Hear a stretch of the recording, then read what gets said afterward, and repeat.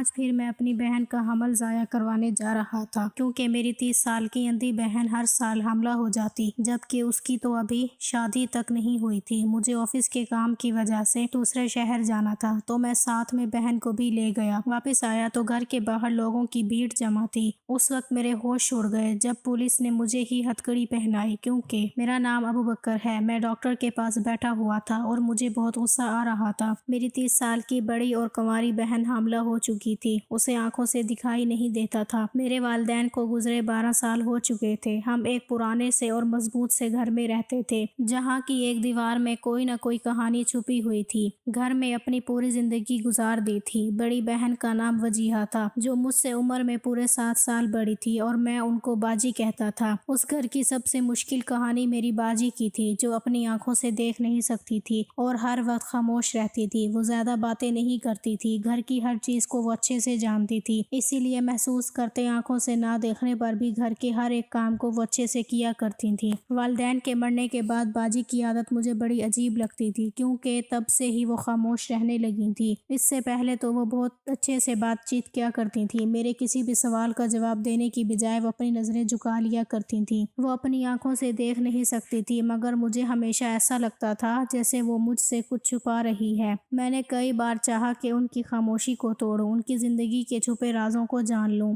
مگر ہر بار وہ ایک نیا بہانہ بنا کر بات کو ٹال دیا کرتی تھی۔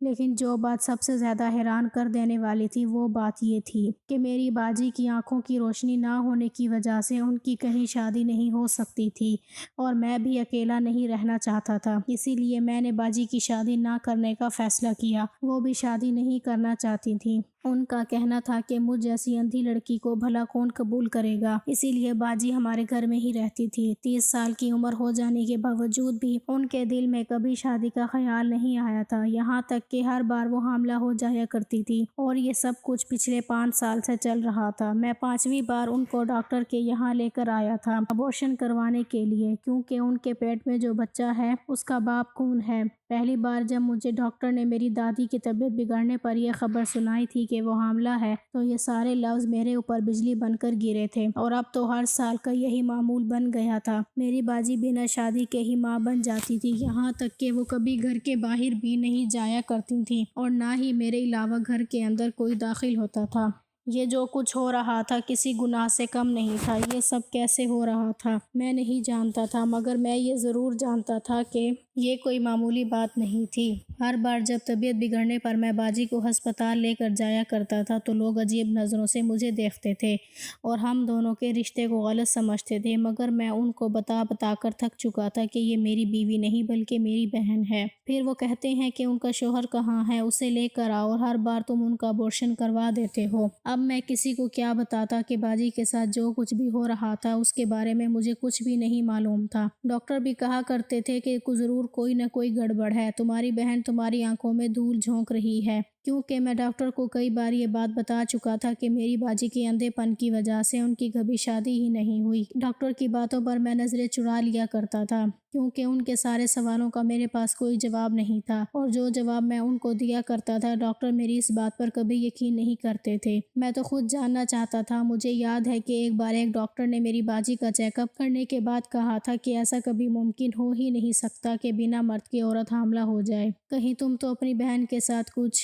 یہ کہہ کر ڈاکٹر خاموش ہو گئی تھی، لیکن مجھے کچھ غصہ آ گیا تھا۔ میں نے کہا تھا کہ میں اپنی بہن کے ساتھ رشتے کو نبھانا بہت اچھے سے جانتا ہوں، بھلا میں ایسا کیوں کروں گا۔ مجھے باجی پر بہت غصہ آیا کرتا تھا، یہاں تک کہ پچھلے 2 سال سے تو میں ان سے کوئی بھی بات نہیں کر رہا تھا۔ ان کی وجہ سے مجھے ہسپتال جانے کے بعد ڈاکٹر کا سامنا بڑی مشکل سے کرنا پڑتا تھا، اور مجھے بے حد شرمندگی ہوتی تھی۔ تو یہ تو اچھا تھا کہ اب ہمارا کوئی رشتہ دار آس پڑوس ہمارے گھر آتا جاتا نہیں تھا، لیکن سارے ہی لوگ ہر بات کی خبر بہت اچھے سے رکھتے تھے۔ اس بات کو میں نے بڑی مشکل سے کئی سالوں سے چھپا کر رکھا ہوا تھا۔ اب یہ بات بہت معمولی سی بن گئی تھی، ہر سال وہی کہانی دہرائی جاتی تھی۔ میں بھی بے بس ہو کر اپنی باجی کو ہسپتال لے جایا کرتا تھا، اور ہر سال وہ مجھ سے نظریں چراتی رہتی تھی۔ میں نے کئی بار ان سے پوچھا، ریکویسٹ کی، غصہ کیا، پیار سے پوچھا، سختی سے پوچھا، یہاں تک کہ ایک بار تو میں نے اپنی بڑی بہن پر غصے میں ہاتھ بھی اٹھا لیا تھا، مگر باجی کی خاموشی کبھی نہیں ٹوٹی۔ میں نے ایک دن چلا کر اپنی باجی سے کہا کہ باجی مجھے بتاؤ بتاؤ آخر یہ سب کیا ہے اور ایسا بھلا آپ کے ساتھ ہی کیوں ہوتا ہے؟ اگر آپ کسی کو پسند کرتی ہو یا چوری چھپ کے کسی سے ملنے جاتی ہو تو مجھے بتا سکتی ہو، میں آپ کی اس کے ساتھ خوشی خوشی شادی کروا دوں گا، لیکن آپ جو کر رہی ہو وہ بالکل بھی ٹھیک نہیں ہے۔ باجی کے لب ہلے لیکن وہ کچھ نہیں بولی، پھر ان کی آنکھوں سے آنسو تیرنے لگے۔ انہوں نے صرف اتنا کہا کہ ابو بکر میں کچھ نہیں جانتی، لیکن میں جانتا تھا کہ وہ سب کچھ جانتی ہیں اور مجھ سے چھپا رہی ہیں۔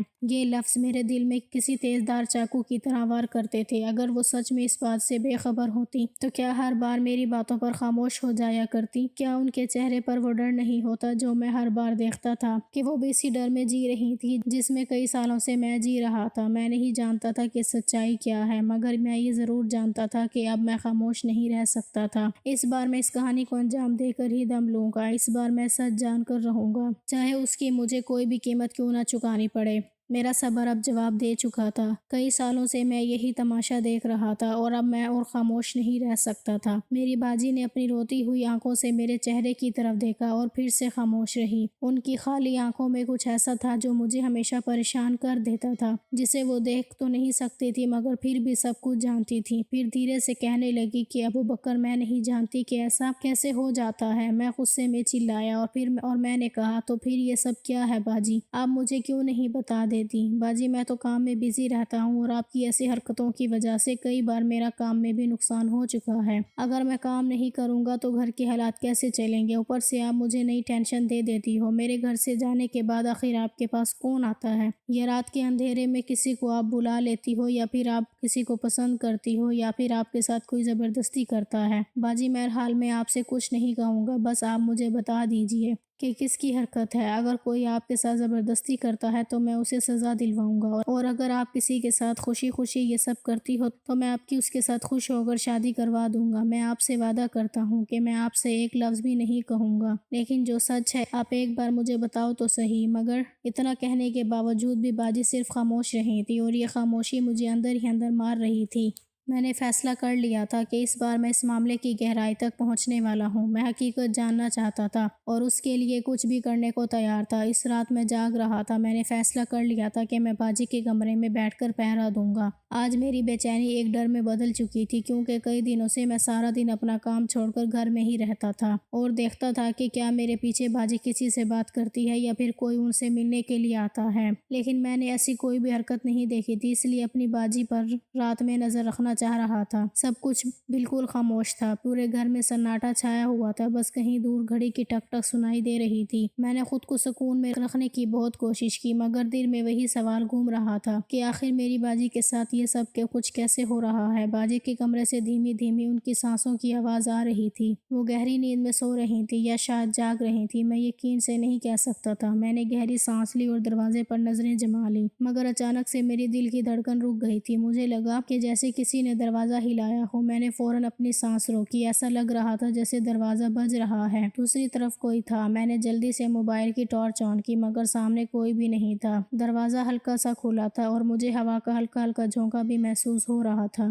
میں الجھنے لگا۔ میں نے ہمت کر کے دروازہ کھولا اور اندر جھانکا تو دیکھا کہ باجی تو اپنے بستر پر ہی تھی، مگر ان کے ہونٹوں پر ایک عجیب سی مسکراہٹ پھیل گئی تھی۔ میں نے کمرے کی چاروں طرف نظر دوڑاتے ہوئے کہا کہ سب ٹھیک ہے نا باجی؟ وہاں پر کوئی بھی نہیں تھا۔ میرے دل میں شک پیدا ہو چکا تھا، آخر یہ سب کیا تھا؟ میں نے ایک سیکنڈ کے لیے سوچا کہ شاید یہ میرا وہم تھا۔ میں باجی کے قریب جا کر بیٹھ گیا تھا اور ان سے دھیرے سے پوچھنے لگا کہ آپ نے کچھ سنا تھا؟ باجی نے سر ہلایا۔ نہیں، میں تو سو رہی تھی، مگر ان کی آنکھیں پوری طرح سے کھلی ہوئی تھیں۔ میں نے کہا باجی آپ کی آنکھیں تو کھلی ہوئی تھیں، آپ جاگ رہی تھی نا؟ وہ کچھ دیر کے لیے خاموش ہو گئی اور پھر کہنے لگی کہ کبھی کبھی نیند میں بھی آنکھیں کھلی رہتی ہیں، تم جا کر سو جاؤ۔ یہ جواب اب مجھے بے فکر نہیں کر سکتا تھا۔ میں نے کمرے کا دروازہ دھیرے سے بند کر دیا اور باہر جا کر بیٹھ گیا تھا۔ اگلی صبح میں نے فیصلہ کر لیا کہ اب میں خاموش نہیں رہ سکتا۔ مجھے باجی کو کسی بھی طرح سچ بولنے پر مجبور کرنا تھا۔ وہ کب تک خاموش رہتی، کب تک سچائی کو چھپاتی؟ لیکن یہ سب کیسے ممکن ہوگا؟ میں کیا کروں؟ میری کچھ سمجھ نہیں آ رہا تھا۔ اگلے دن میں آفس گیا تو مجھے وہاں پتہ چلا کہ کام کے سلسلے میں مجھے لاہور جانا پڑے گا، لیکن میں اپنی بہن کو ایسی حالت میں چھوڑ کر کہیں نہیں جا سکتا تھا۔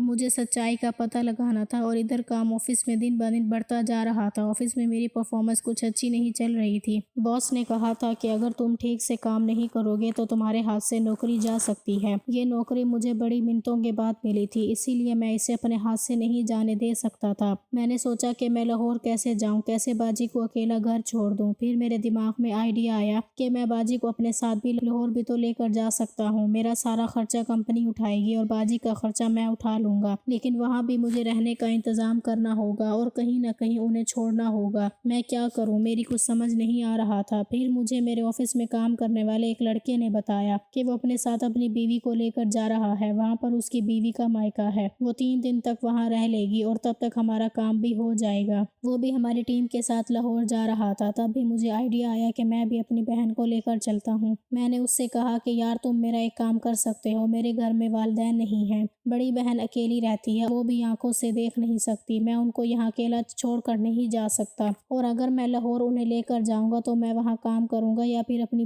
باجی کا دھیان رکھوں گا۔ کیا تمہاری بیوی میری باجی کو اپنے ساتھ اپنے مائکے لے کر جا سکتی ہے؟ اس نے کہا کہ ہاں کیوں نہیں، میں اپنی بیوی سے اس بارے میں بات کر لوں گا، میری بیوی بہت اچھی ہے، وہ تمہاری بہن کا وہاں بہت خیال رکھے گی۔ مجھے خوشی ہوئی تھی اور ایک طرح سے سکون بھی مل گیا تھا۔ اب میں اپنی باجی کو اپنے ساتھ لے کر لاہور چلا گیا تھا اور یہاں اسما بھابی اسے اپنے ساتھ اپنے مائکے لے گئی تھی۔ میں اسما بھابی کو بہت اچھے سے جانتا تھا اور ان کے شوہر کو، جو کہ میرا دوست تھا اور میرے ہی ساتھ آفس میں کام کیا کرتا تھا، اسی لیے ان کے ساتھ اپنی بہن کو ان کے مائکے بھیجنے پر میں بے فکر ہو گیا تھا۔ علی مجھے بھی اپنے ساتھ آفس کا کام نپٹانے کے بعد اپنے سسرال لے جایا کرتا تھا اور وہاں پر ہم سب ساتھ بیٹھ کر کھانا کھایا کرتے تھے۔ وہاں میرا کام بھی ہو گیا تھا اور میری بہن کا بھی خیال اچھے سے رکھ لیا گیا تھا۔ میں ان دونوں کا بہت شکر گزار تھا جو انہوں نے میرا اتنا ساتھ دیا، اسی وجہ سے میری نوکری بھی جانے سے بچ گئی تھی، کیونکہ میں جس کام کے لیے گیا تھا وہ کام میرا بہت اچھے سے ہو گیا تھا۔ ہم دونوں بھائی بہن جیسے ہی اپنے شہر اپنے گھر پہنچے تو ادھر گھر کا ماحول تو بڑا ہی عجیب سا تھا۔ میں نے پہلی ہی نظر میں کچھ عجیب سا محسوس کیا۔ ایک عجیب سی بھیڑ تھی ہمارے گھر کے باہر، لوگوں کی بھیڑ موجود تھی، وہ سارے ہی لوگ خاموش کھڑے ہوئے تھے، لیکن ان کی نظریں چیخ چیخ کر کچھ کہہ رہی تھیں۔ میں نے ان کے چہرے پر کچھ ایسا دیکھا جو مجھے پریشان کر گیا تھا، حیرانی، غصہ اور ایک عجیب سی نفرت۔ مجھے سمجھ نہیں آ رہا تھا کہ یہ سب لوگ یہاں پر کیوں جمع ہیں۔ میں رکشے سے اتر کر باجی کا ہاتھ پکڑ کر آگے کی طرف بڑھا۔ ان کی نظر ایک دم مجھ پر گئی، ایسا لگا جیسے میں کسی دوسری ہی دنیا میں آ گیا ہوں، جیسے میں وہ انسان نہیں ہوں۔ میں نے بے چینی سے باجی کے کان میں کہا کہ باجی پتہ نہیں کیوں ہمارے گھر کے باہر بھیڑ جمع ہے۔ باجی نے مجھے کوئی جواب نہیں دیا، مگر ان کے ہاتھوں کی مضبوطی میں اچھے سے محسوس کر سکتا تھا۔ میں نے ان کے چہرے کی طرف دیکھا، وہاں ڈر کے ایکسپریشن تھے، جیسے انہیں پتہ تھا کہ آج کچھ ہونے والا ہے۔ تبھی کسی نے زور سے کہا کہ یہ دیکھو، یہ لڑکا، ایک عورت نے کہا، یہی ہے وہ بیچاری لڑکی جس کے ساتھ ہمیشہ اس کا بھائی غلط کرتا آ رہا ہے۔ یہ سب سن کر میں اندر سے ٹوٹنے لگا تھا۔ میں نے چونک کر لوگوں کی طرف دیکھا۔ میں نے کہا، آپ یہ کیا کہہ رہی ہو؟ میری آواز کانپ رہی تھی۔ تبھی ایک عورت کہنے لگی کہ ہم جانتے ہیں کہ تم کئی سالوں سے اپنی بہن کے ساتھ غلط کرتے آ رہے ہو اور پھر جب وہ حاملہ ہو جاتی ہے تو ڈاکٹر کہ یہاں لے جا کر اس کا ابورشن کروا دیتے ہو۔ یہ باتیں سن کر تو جیسے میری سانس ہی رک گئی تھی، میرا دل ٹوٹ گیا تھا کہ لوگ بھائی بہن کے رشتے کو اس طرح سے کیسے بدنام کر سکتے ہیں۔ میں اپنی بہن کو اپنی ماں کی طرح سمجھتا تھا اور میری باجی بھی کچھ اسی طرح سے مجھ سے پیار کیا کرتی تھی۔ ہم دونوں بھائی بہن کے بیچ کوئی ایسا رشتہ نہیں تھا، نہ میں نے کبھی اپنی بہن کے ساتھ کسی طرح کا کوئی تعلق بنایا تھا، تو پھر یہ لوگ اس طرح سے باتیں کیوں کر رہے تھے؟ مجھے غصہ آیا۔ میں نے اونچی آواز میں کہا کہ آپ لوگ بنا کچھ سوچے سمجھے ایسا کیسے کہہ سکتے ہو؟ وہاں پر موجود آدمیوں نے کہا کہ تمہیں شرم نہیں آئی اپنی بہن کے ساتھ غلط کام کرتے ہوئے، اور ہمیں کہتے ہو کہ ہم یہ سب کیوں کہہ رہے ہیں؟ یہ سارے ہی لوگ میرے پڑوسی تھے، میرے محلے والے تھے، مجھے بہت اچھی طرح سے جانتے تھے، مگر آج ان کے چہرے پر شک اور نفرت تھی۔ میں نے کانپتے ہوئے لفظوں میں کہا کہ یہ سب جھوٹ ہے، تو پھر وہاں موجود ایک عورت نے چلا کر کہا کہ نہیں، یہ سب سچ ہے۔ اس کی آواز میں وہ یقین تھا جو میرے اندر بھی نہیں تھا۔ اس نے کہا، ہم نے سب کچھ دیکھ لیا ہے۔ وہ عورت بولتی جا رہی تھی اور کہہ رہی تھی کہ یہ ظلم اب چھپ نہیں سکتا، ہم نے خود دیکھا ہے۔ یہ سب سن کر میرے پیروں تلے سے زمین نکل گئی تھی۔ وہاں پر پولیس بھی آئی ہوئی تھی جو پہلے سے ہی میرا اور باجی کا انتظار کر رہی تھی۔ پولیس نے ہی ان لوگوں کو یہ سب کچھ بتایا تھا، لیکن پولیس والوں کو یہ سب کیسے پتا چلا؟ میری سمجھ نہیں آ رہا تھا کہ مجھے آخر کس بات کی سزا دی جا رہی ہے، کیوں مجھے پورے محلے کے سامنے ذلیل کیا جا رہا ہے؟ میری تو کوئی غلطی بھی نہیں تھی، کیا کوئی مجھے جان بوجھ کر پریشان کرنا چاہتا تھا؟ پولیس ہمارے گھر سے نکل کر آ رہی تھی، پولیس پولیس والوں نے ہمارے گھر کا تالا بھی توڑ دیا تھا اور گھر میں موجود میری باجی کی ساری رپورٹس نکال کر محلے والوں کو دکھائی تھی۔ ہر چہرہ میرے خلاف تھا۔ وہ عورت مجھ پر الزام لگا رہی تھی۔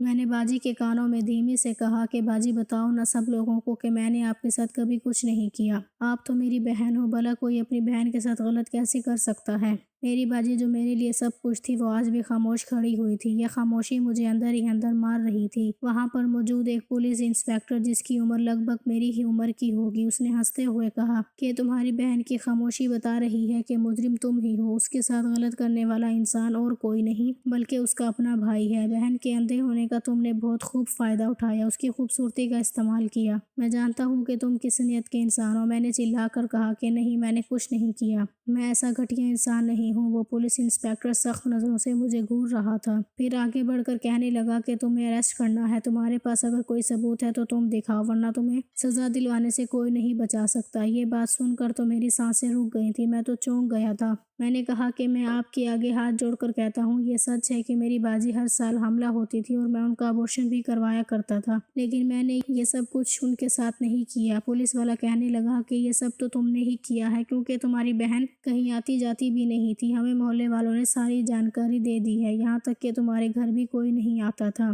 اکلوتے تم ہی ہو جو اپنی بہن کو ڈاکٹر کے یہاں لے کر جایا کرتے تھے اور جو اپنے گھر میں اس کے ساتھ ہوتے تھے، تو اس کا مطلب صاف صاف یہی ہے کہ اس کے ساتھ غلط کرنے والا انسان تم ہی ہو۔ یہ سب سن کر تو جیسے میری دنیا ختم ہو گئی تھی۔ یہ کیسا الزام تھا جس سے میں خود بھی بے خبر تھا؟ مجھے لگا کہ جیسے زمین پھٹے اور میں اس میں دھنس جاؤں، کیونکہ میرے سامنے یہ سب کچھ بہت بڑی بے عزتی کا مقام بن چکا تھا۔ وہاں پر موجود سارے لوگ مجھے خطرناک نظروں سے دیکھ رہے تھے اور آپس میں باتیں کر رہے تھے۔ کچھ چہرے تو مجھے بہت سارے تانے دے رہے تھے، کہہ رہے تھے کہ شرم نہیں آتی اسے اپنی بہن کے ساتھ یہ سب کچھ کرتے ہوئے۔ لوگوں نے بھائی بہن کے رشتے کو مذاق بنا دیا ہے۔ اگر اس لڑکی کے والدین زندہ ہوتے تو یہ اپنی ہوس اپنی بہن کے ساتھ نہ مٹاتا۔ بیچاری معصوم لڑکی اب اپنے کیسے درندے بھائی کے ساتھ رہ رہی تھی۔ میں نے ایک بار پھر سے کہا کہ میں نے کچھ نہیں کیا۔ پولیس والے نے میری طرف قدم بڑھایا اور کہا کہ اگر تم نے کچھ نہیں کیا تو تمہاری بہن خاموش کیوں ہے؟ یہ لفظ میرے سینے میں تیر کی طرح اتر گئے تھے۔ میں نے فوراً باجی کی طرف دیکھا، وہ پھر بھی خاموش تھی۔ یہ خاموشی مجھے برباد کر رہی تھی۔ مجھے لگا کہ جیسے میرے پیروں تلے سے زمین کھسک گئی ہو۔ ہمیشہ میں اپنی باجی کو بچانے کی کوشش کرتا تھا۔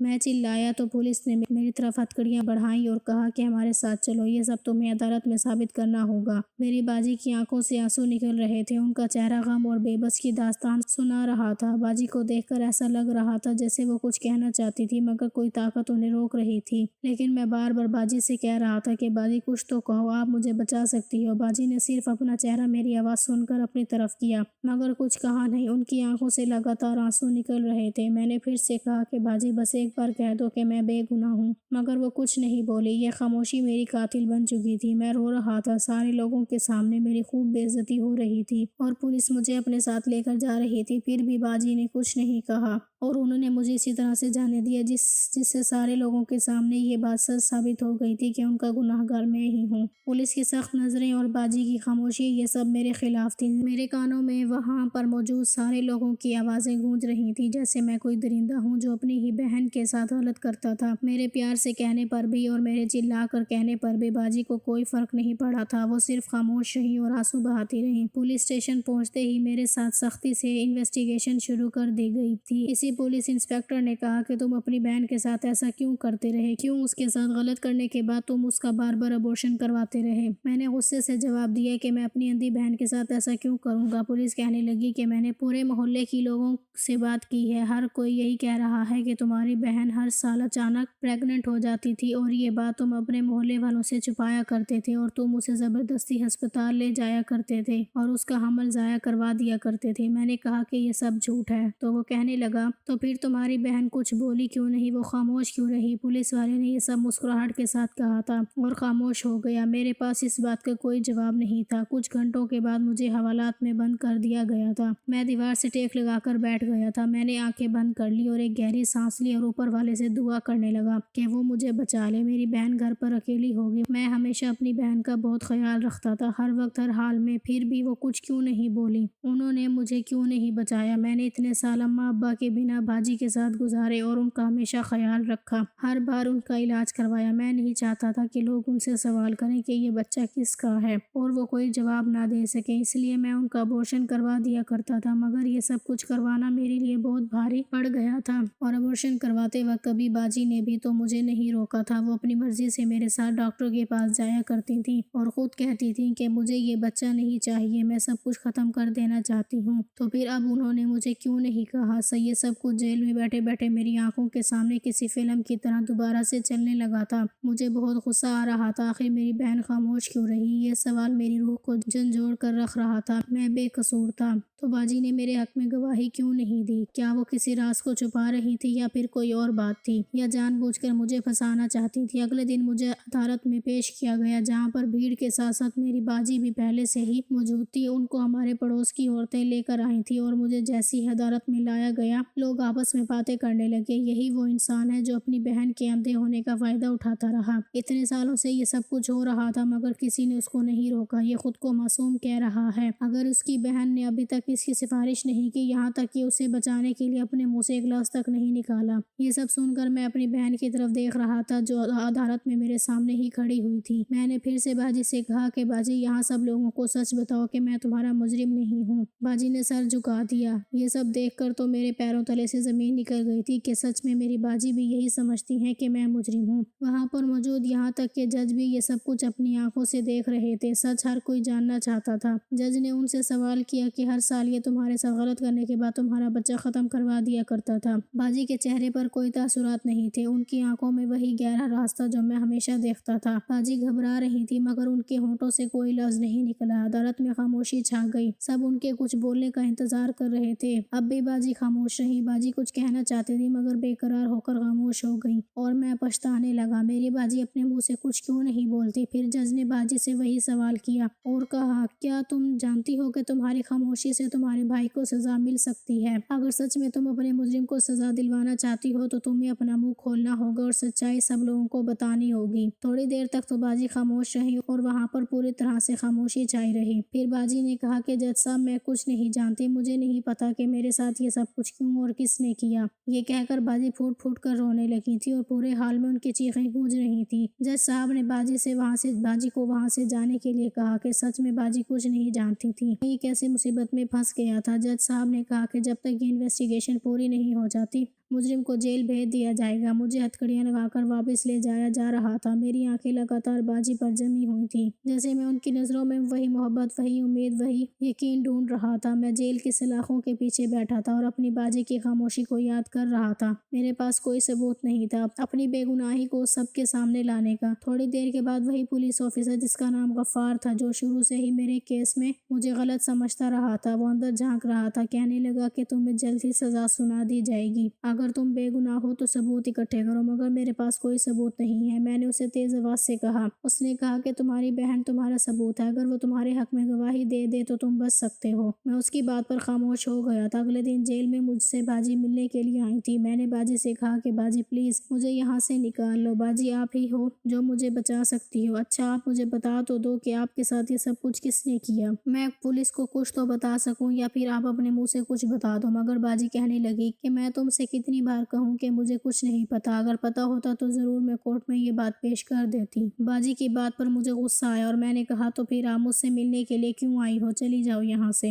مجھے آپ کی شکل بھی نہیں دیکھنی۔ باجی روتے ہوئے وہاں سے چلی گئی تھی۔ اب میں نے سوچ لیا تھا کہ جو ہوگا، جیسا بھی ہوگا، یہی میرا انجام ہے۔ مجھے باجی سے اب کوئی بھی امید نہیں لگانی چاہیے۔ سارے ثبوت اور محلے والوں کی گواہی نے، یہاں تک کہ اس نے ڈاکٹر نے بھی یہ گواہی دے دی تھی جس کے پاس میں ہمیشہ باجی کو لے جایا کرتا تھا، اس نے بھی یہی کہا تھا کہ یہ لڑکا اپنی بہن کو ہمارے پاس لاتا تھا اور اس کا ابورشن کرنے کے لیے کہتا تھا۔ سارے ثبوت اور لوگوں کی گواہی میرے خلاف جا رہی تھی، اس لیے مجھے 20 سال کی سزا سنا دی گئی تھی، کیونکہ میرا جرم بہت بڑا تھا۔ میری بہن اندھی تھی، جوان تھی، پیاری تھی اور گھر میں اکیلی رہتی تھی۔ مجھ پر یہ الزام لگایا گیا کہ میں نے اس بات کا فائدہ اٹھا کر اپنی بہن کے ساتھ غلط کیا۔ میں نے اس بار کچھ نہیں کہا تھا اور باجی تو ہر بار کی طرح اس بار بھی خاموش رہی تھی۔ میں باجی سے بہت ناراض تھا۔ میں جیل میں بیٹھا دیوار سے سر لگا کر اپنا پرانا وقت یاد کر کے رو رہا تھا اور और अपने غم میں ڈوبا ہوا تھا۔ جب باجی چلتے ہوئے وہاں مجھ سے ملنے کے لیے آئے، ان کی آنکھوں میں غم اور چہرے پر تھکان صاف نظر آ رہی تھی۔ میں نے چلا کر کہا کہ اب کیوں آئی ہو یہاں؟ باجی نے دھیرے سے کہا کہ ابو بکر، میں مجرم کو بے نقاب کرنے کے لیے آئی ہوں۔ باجی کی بات سن کر میرے رونگٹے کھڑے ہو گئے تھے۔ میں نے کہا لیکن اب کیا فائدہ ہوگا؟ اب تو مجھے سزا ہو چکی ہے نا، اب تو آپ خوش ہوں گی کہ جیسا آپ چاہتی تھی ویسا ہو گیا۔ آپ کا بھائی 20 سال کے لیے اس قید میں شامل ہو چکا ہے اور کیا پتہ ان 20 سالوں میں یہیں بند ہو کر مر جاؤں۔ باجی کہنے لگی کہ ایسا مت کہو، میری عمر بھی تمہیں لگ جائے۔ میرے بھائی ایسا تمہارے ساتھ کبھی نہیں ہوگا۔ باجی کہنے لگی کہ میں جانتی ہوں کہ کون ہے جو ہر سال میرے ساتھ غلط کرتا تھا۔ وہاں پر موجود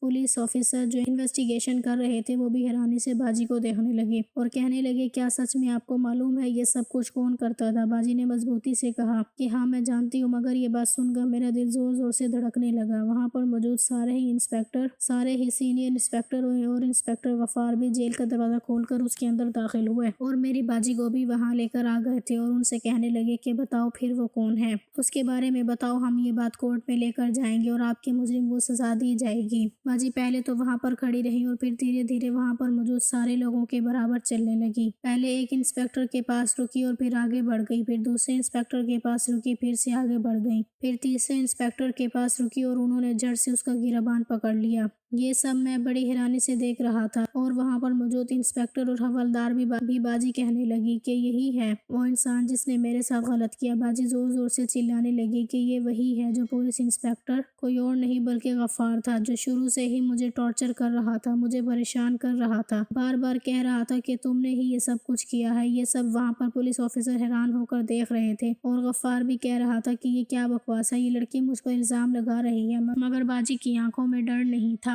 بلکہ ایک بھروسہ تھا۔ وہ کہنے لگی کہ یہی وہ انسان ہے جو کئی سالوں سے میرے ساتھ غلط کرتا آ رہا ہے۔ اس نے کہا کہ تمہارے پاس اس بات کا کیا ثبوت ہے؟ تو باجی کہنے لگی کہ تمہارے لگائے گئے پرفیوم سے، کیونکہ تم نے ابھی بھی جو پرفیوم لگایا ہوا ہے اس کی خوشبو بالکل وہی ہے، اور جب سے تم ہمارے محلے میں آ کر میرے بھائی کو اریسٹ کر کے لے گئے ہو تب سے میں محسوس کر رہی ہوں کہ یہ وہی خوشبو ہے جو ہر بار مجھے آتی تھی۔ اس بات کا مجھے یقین کرنا تھا اور یقین تب ہوا جب تم میرے بھائی کو سزا ہو جانے کے بعد بھی مجھ سے ملنے کے لیے آئے، تب میں سمجھ گئی تھی کہ تم ہی وہ انسان ہو جو میرے ساتھ غلط کرتے آ رہے ہو، اور آج بھی میں نے تمہارے پرفیوم کی خوشبو سے ہی پہچانا ہے۔ مجھے غفار پر غصہ آیا تو میں نے فوراً اس کا گریبان پکڑ لیا، لیکن ایک پولیس انسپکٹر نے مجھے خاموش رہنے کے لیے کہا اور کہا کہ قانون اپنے ہاتھ میں مت لو۔ غفار کہہ رہا تھا کہ یہ لڑکی جھوٹ بول رہی ہے، بھلا ایسے کیسے کسی کے پرفیوم سے کوئی مجرم کو پکڑ سکتا ہے؟ ضروری نہیں کہ پرفیوم صرف میں ہی لگاتا ہوں، دنیا میں بہت سارے ایسے لوگ ہیں جو ایک جیسا پرفیوم استعمال کرتے ہیں۔ وہاں پر سینئر پولیس آفیسر کہنے لگا کہ سچ کیا ہے اس بات کا پتہ تو ہم لوگ لگا لیں گے۔ انہوں نے مجھے جیل میں بند کر دیا اور وہ خود پولیس انسپکٹر غفار کو لے گئے۔ غفار کا ٹیسٹ کروایا گیا جس میں اس سے جو سوال کیے گئے وہ بالکل صحیح ثابت ہوئے اور یہ بات سچ ثابت ہو گئی تھی کہ اس نے میری باجی کے ساتھ غلط کیا تھا، وہی ان کا مجرم تھا۔ پولیس کے پاس سارے ثبوت آ گئے تھے، پولیگامی ٹیسٹ بھی کروا دیا گیا تھا جو کہ پازیٹیو آیا تھا،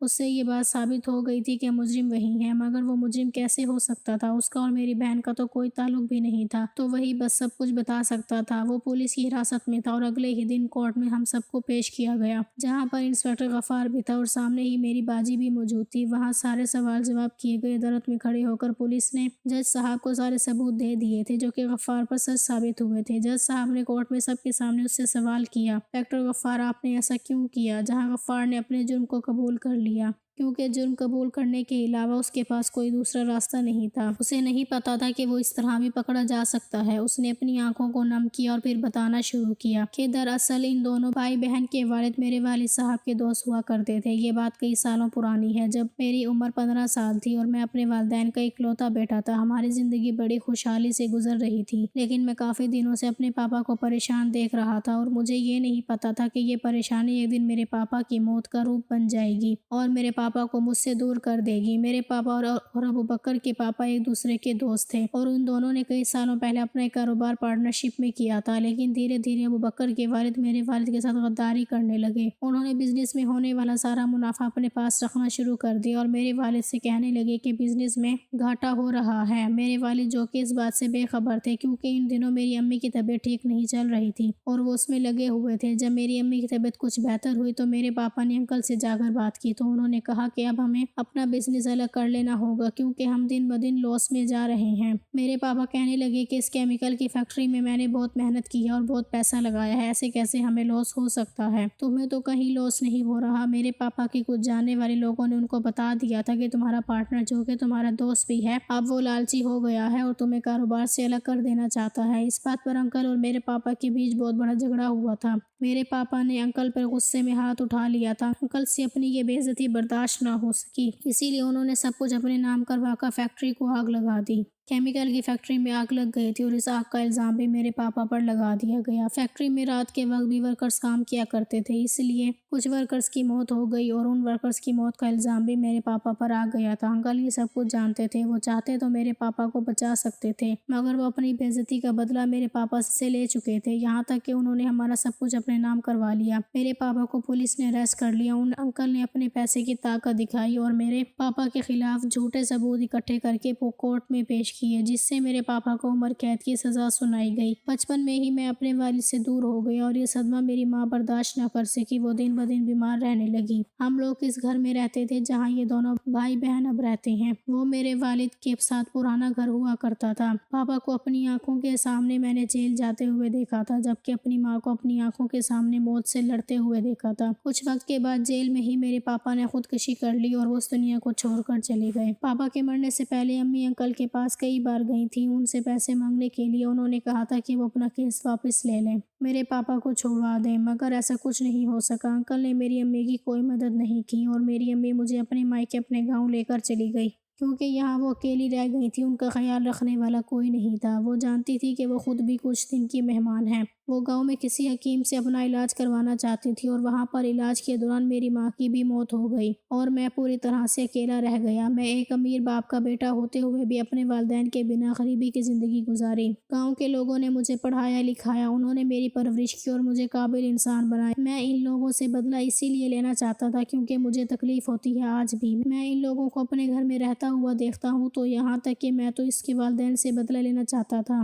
لیکن میں جب جوان ہو کر پڑھ لکھ کر کسی قابل بن کر یہاں واپس لوٹا تو مجھے پتا چلا کہ ان دونوں کی موت ہو چکی ہے، ان میں صرف دونوں بھائی بہن ہی رہتے ہیں۔ میرے دل کو سکون نہیں مل رہا تھا، بدلے کی آگ دل میں بھڑک اٹھی تھی، اس لیے میں نے سوچا کہ انکل اور ان کی بیوی نہ سہی تو کیا ہوا، ان کے بچوں سے تو میں اپنا بدلہ لے ہی سکتا ہوں۔ جو تکلیف میں نے سہی ہے وہی تکلیف ان کے بچے بھی سہیں گے، تب انہیں پتا چلے گا کہ بدلہ کسے کہا جاتا ہے۔ اس لیے میں ہر رات گھر کے پیچھے کے دروازے سے اس لڑکی کے کمرے میں آیا کرتا تھا اور اس کے ساتھ غلط کرتا تھا تاکہ سارا الزام ایک دن اس کے بھائی پر لگا سکوں اور اسے جیل پہنچا سکوں، لیکن سب کچھ پولیس کے سامنے آ گیا۔ یہ کہہ کر غفار خاموش ہو گیا تھا۔ پولیس نے اس کی منہ سے گواہی سننے کے بعد مجھے باعزت رہا کر دی اور اسے مجرم ثابت کر کے اسے سزا سنا دی۔ کورٹ میں سب لوگوں کے سامنے بھی اس کی آنکھوں میں بدلے کی آگ بھڑک اٹھی تھی۔ میرے والدین نے اس کے والد کے ساتھ یا اس کی ماں کے ساتھ جو کچھ بھی کیا تھا اس سب میں میری اور میری بہن کا کوئی قصور نہیں تھا، مگر وہ ہم سے بدلہ لے کر اپنے دل کو تسلی دینا چاہتا تھا۔ اس نے جو کچھ بھی کیا تھا وہ بہت ہی غلط تھا، جو میرے والدین نے کیا تھا شاید وہ بھی غلط تھا، لیکن اس سب میں میرا کوئی قصور نہیں تھا۔ اس کا بچپن میرے والد کی وجہ سے برباد ہو گیا تھا، اس نے اپنے والدین کو اپنی آنکھوں کے سامنے مرتے ہوئے دیکھا تھا، مگر اس کا مطلب یہ نہیں کہ کسی بے قصور سے بدلہ لیا جائے۔